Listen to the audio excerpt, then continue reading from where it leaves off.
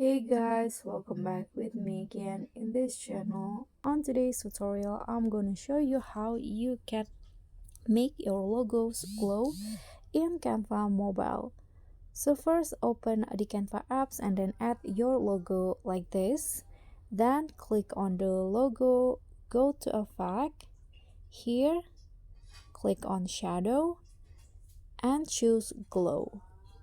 Now adjust the glow. Here change the color into white and or any color that you want the glow to, and adjust the size and also the transparency.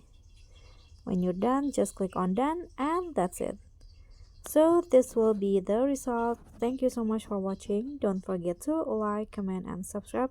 Also click on the thanks button below. I'll catch you all on the next tutorial. Thank you.